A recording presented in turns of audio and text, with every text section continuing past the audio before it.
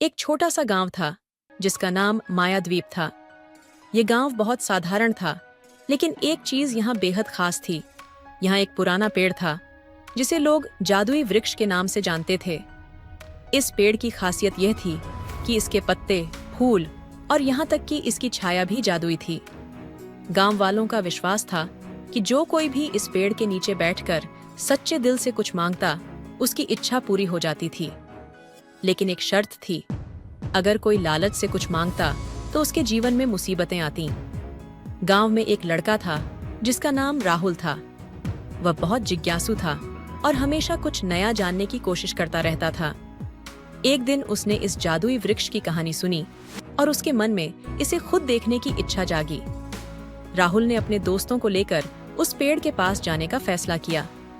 जब वे वहां पहुंचे, उसके दोस्त बोले, राहुल, तुम कुछ मांगने की सोच रहे हो क्या?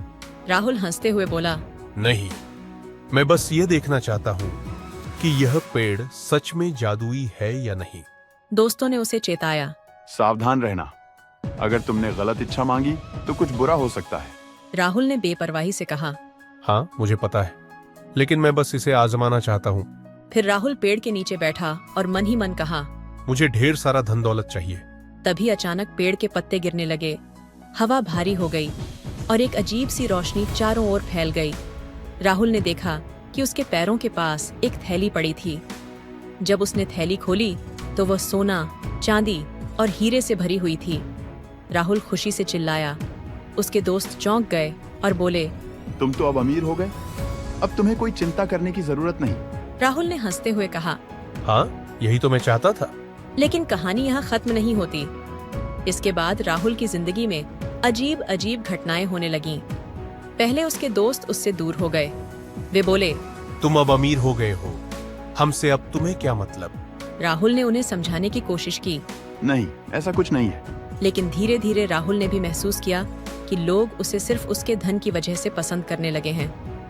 कोई उसे सच्चे दिल से नहीं चाहता था, सब उसके धन पर नजर रखे हुए थे। राहुल को अब बहुत तकलीफ होने लगी थी। एक दिन एक बूढ़ा आदमी उस पेड़ के पास आया। उसने राहुल को देखा और कहा, तुम वही लड़के हो जिसने इस जादुई पेड़ से धन मांगा था, है ना? राहुल ने सिर झुकाकर कहा, हाँ, लेकिन अब मैं खुश नहीं हूँ। बूढ़ा आदमी मुस्कुराते हुए बोला, तुमसे पहले ही कहा गया था कि अगर तुम लालच से कुछ मांगोगे तो तुम्हें दुख मिलेगा, लेकिन अभी भी वक्त है, तुम चाहो तो सब ठीक कर सकते हो। राहुल चौंक कर बोला, कैसे? बूढ़े आदमी ने मध्यम स्वर में कहा, इस पेड़ के पास जाकर सच्चे दिल से माफी मांगो और फिर कुछ ऐसा मांगो जो तुम्हारे दिल से निकला हो, लालच से नहीं। राहुल तुरंत पेड़ के पास गया।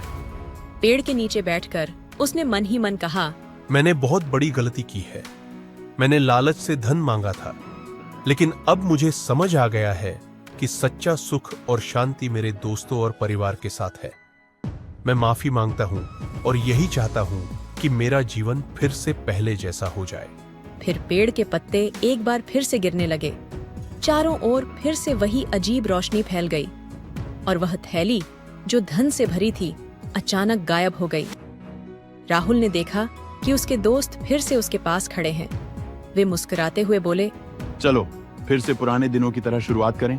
राहुल ने उन्हें देखकर कहा, मैंने अब समझ लिया है कि असली खुशी धन में नहीं, दोस्तों और परिवार के साथ में है। इस तरह राहुल ने अपना पुराना जीवन फिर से पा लिया, लेकिन इस बार वह पहले से ज्यादा समझदार हो चुका था। उसने सीख लिया था कि लालच से मांगी गई इच्छाएं कभी खुशी नहीं लाती। अब से वह हमेशा दिल से सही चीज मांगता और उसका जीवन फिर से खुशहाल हो गया। इस कहानी से हमें यह शिक्षा मिलती है कि लालच से कभी कुछ अच्छा नहीं होता। हमें वही मांगना चाहिए जो हमारे दिल की सच्ची इच्छा हो, तभी हमें असली खुशी मिलती है।